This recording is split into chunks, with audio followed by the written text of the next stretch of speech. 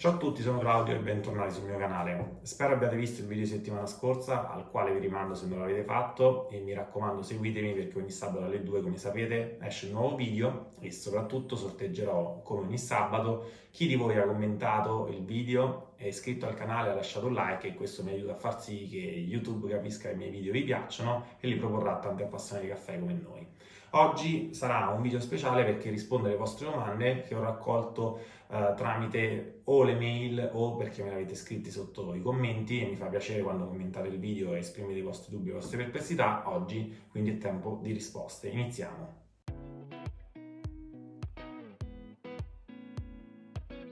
Allora, prima di iniziare, un'altra cosa che voglio dire è ovviamente premierò a fine video chi di voi ha commentato il video, ma voglio parlarvi subito della pagina Facebook di Amici 99 Caffè. È una pagina Facebook che ho creato da poco tempo ed è un'esclusiva per tutti voi che hanno già comprato al mio sito. Voglio dare un vantaggio a chi mi ringrazia tutti i giorni scegliendo il mio sito per acquistare le macchine, il caffè, qualsiasi cosa, e voglio dargli un ulteriore premio. È una pagina Facebook privata. Entrando appunto si conferma che avete ordinato da me e io vi abiliterò ed entrerete a far parte della community di Amici 99 Caffè, ed è una pagina Facebook dove potremmo condividere insieme e commentare insieme le vostre dotazioni di caffè, i vostri dubbi, ed si sta formando una bella community con una passione in comune che è il caffè. Quindi se avete comprato al mio sito richiedetemi, vi lascio il link qui sotto della pagina Facebook a cui appunto richiedere l'iscrizione, e poi lì dentro ci divertiamo, voi ponete dubbi, io vi aiuto a dare le risposte, quella è la maniera più veloce per avere appunto un contatto con me.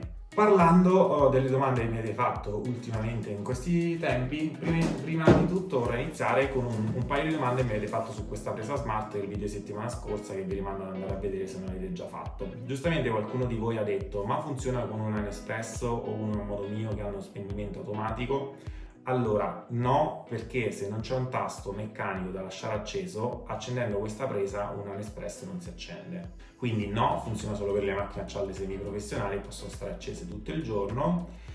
E un'altra domanda che mi avete fatto è: ma se io mi trovo che voglio farmi un caffè così all'improvviso, oppure lo deve fare qualche altra persona in casa che non ha l'applicazione della presa smart, come fa? Non vi avevo detto che questa presa ha anche un tasto fisico che premendolo appunto accende la presa in una maniera meccanica e quindi la macchina si accende appunto in una maniera manuale. Ovviamente questa è la salvezza, perché magari talvolta se si vuole fare un caffè è più comodo premere qui piuttosto che aprire l'applicazione e accendere la presa smart. Diciamo che la gestione dell'applicazione serve più per una gestione da remoto oppure per una programmazione di quando far accendere la macchina, come vi ho spiegato nell'altro video.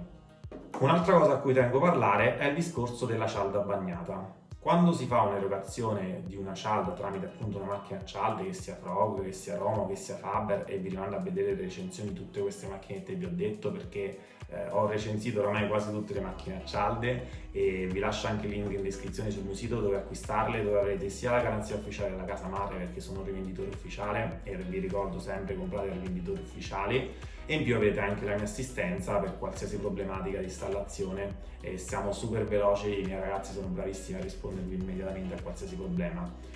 Quando però voi mi dite che la cialda è bagnata, ricevo troppo spesso da voi dei video in cui avete veramente stretto troppo la ghiera e quindi si fa quasi fatica a schiacciare la leva. Tutto questo perché stiamo a guardare in trasparenza se la cialda è bagnata o meno. Prendiamo una cialda e vi faccio vedere. Io vi assicuro che da quando utilizzo le macchine a cialde non ho mai messo in trasparenza una cialda per vedere se dopo l'erogazione è bagnata o no. E poi bagnata cosa significa? Bagnata nel panetto, bagnata ai lati? Allora, io non vi consiglio di guardare quello, forse l'avrò detto per errore in qualche video, oppure forse voi avete visto qualche altro video di altri, ma quello che dovete fare è guardare l'erogazione del caffè. Come vi dicevo anche nel video, il caffè non si beve con gli occhi, quello che conta è il sapore del caffè, come viene il risultato in tazza, quindi vedere se la cialda è bagnata è relativo. Io quello che dico sempre: quando voi mettete una cialda, pressate la leva e il pressacialda, quello che deve avvenire è che tutta l'acqua deve attraversare il panetto della cialda di caffè e non uscire dai lati della ghiera. Se esce dai lati della ghiera, quella è una perdita di pressione, quindi quasi l'estrazione non sarà corretta. Ma se invece la ghiera pressa bene, non bisogna guardare quanto è bagnata la cialda, bisogna guardare il risultato in tazza. Se lo volete un po' più forte, la ghiera deve essere bella stretta. Se invece amate il caffè leggermente più lento, magari la ghiera può essere anche leggermente allargata, che lascia passare un po' di pressione. Certo non deve perdere dai lati, altrimenti metterete acqua all'interno del caffè. Quindi non fissatevi sulla cialda bagnata, ma guardate il risultato in tazza sul caffè. Poi alcuni di voi mi hanno detto perché su alcuni siti o su eBay si trovano talvolta macchine a meno prezzo. Vi spiego una cosa semplicissima. Se voi acquistate una macchina Spinel, Aroma, eccetera eccetera, e poi avete un problema e contattate la casa madre, al 90% loro vi rimanderanno al venditore. Se voi avete acquistato da un venditore non affidabile che c'è sul mercato da tanti anni, quel venditore magari quando voi avrete un problema di assistenza tra 1 anno e mezzo, o anzi mi auguro mai, probabilmente quel venditore non vi risponderà o avrà già cambiato società e quindi voi avrete l'assistenza da una società che in quel momento non c'è più.